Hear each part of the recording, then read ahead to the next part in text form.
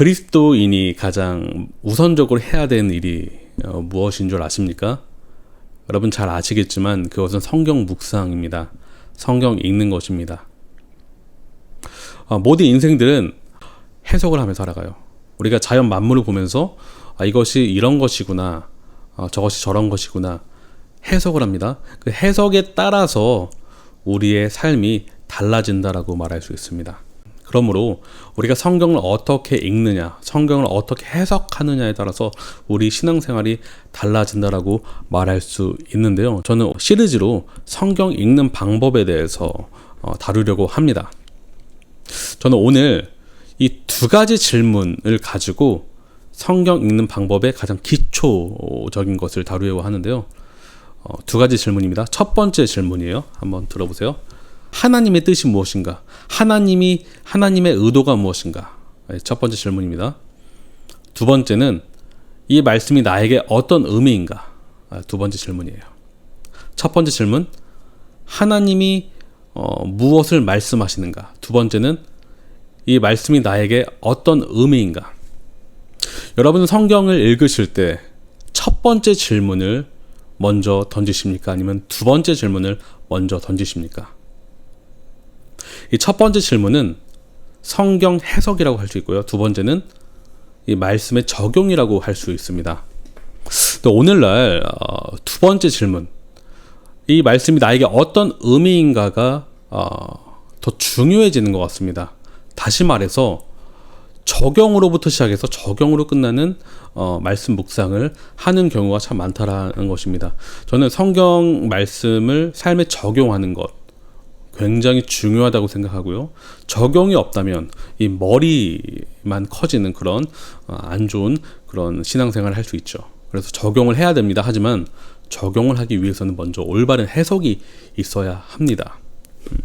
여러분 18세기 19세기 자유주의 신학의 시초라고 말할 수 있는 독일 신학자 프리드리히 슐라이어 마어는 객관적인 진리보다 인간의 개인의 경험, 사상을 중시했던 인물입니다.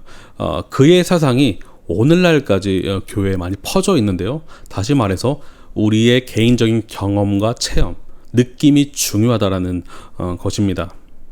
이러한 사상은 자유주의 신학의 옷을 입고 기독교 내 침투해서 나의 감정이 중요하다. 그래서 이 와닿는 말씀이 진리다라고 생각하는 경향이 있다라는 것입니다. 다시 말해서 객관적인 사실보다 주관적인 느낌이 중요하게 되어 버렸는데요. 여러분 성경 해석을 할 때 가장 중요한 것은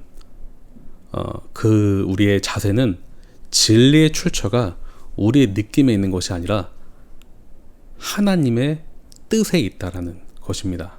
우리가 성경을 해석할 때 이 말씀의 저자가 내가 아니라 하나님이심을 인정하는 것이 중요하다라는 것입니다. 우리는 먼저 하나님을 인정해야 합니다. 오늘날 성경의 권위가 추락하고 있습니다. 성경이 중요하다라고 말은 하지만 성경의 권위를 은연중에 인정하지 않는 그런 태도를 볼 수가 있어요. 우리가 성경 말씀이 하나님의 권위의 말씀이다라고 인정을 한다면 먼저는 하나님의 뜻이 무엇인가를 찾으려고 노력해야 됩니다. 나의 느낌과 감정을 먼저 내려놓고 주님이 뭘 말씀하시는가, 성경 저자들을 통해서 하신 의도가 무엇인지를 찾으려고 노력을 해야 한다는 것이죠. 제가 음악을 예로 들어보겠습니다. 여러분 그 작곡가가 있습니다. 작곡가가 작품을 만들 때 그의 의도가 있어요. 연주자가 있어요. 그런데 훌륭한 연주자는 먼저 작곡가의 의도를 파악하기 위해서 공부를 합니다. 그가 왜 이런 선율을 썼을까, 이런 리듬을 썼을까, 작곡가의 의도를 알아내려고 먼저 노력합니다. 여러분 성경은 해석해야 됩니다. 재해석하는 것이 아니라 해석해야 한다라는 것이죠.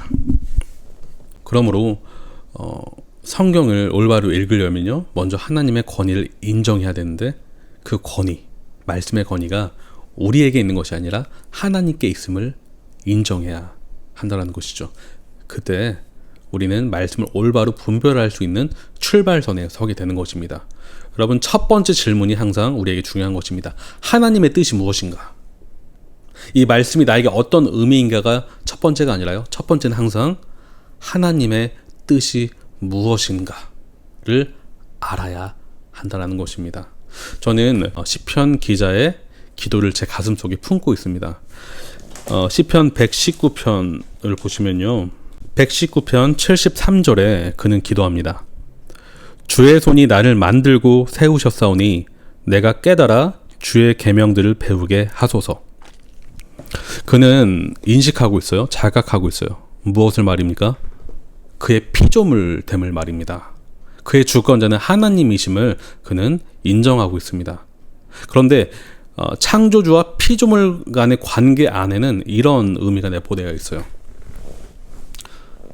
주의 말씀은 주의 것이다. 나의 것이 아니다. 그 말은 이 말씀을 깨닫게 해주시는 그 깨달음의 원천마저도 하나님이시다라는 것을 그는 인정하고 있습니다. 그래서 이렇게 말해요. 내가 깨달아 주의 계명들을 배우게 하소서. 내가 깨달아. 이 히브리 문법을 봤을 때 좀 더 정확한 번역이 이런 것이에요.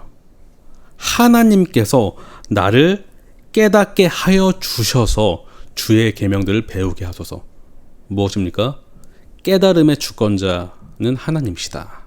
그래서 우리는 시편 기자의 이 정신, 이 기도를 본받아서 먼저 이렇게 기도를 해야 돼요. 하나님, 말씀을 깨닫게 하여 주시옵소서. 성령님, 말씀의 주인이시여, 제 마음에 진리의 빛을 비춰주셔서 말씀을 알게 하여 주셔서 제가 배우겠나이다.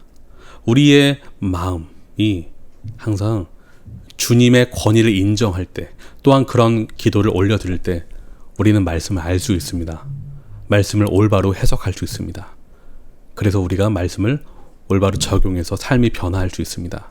우리가 다음 시간에는 이어서 성경을 어떻게 읽어야 되는지 차근차근 세세하게 알아보는 시간을 가져보도록 하겠습니다.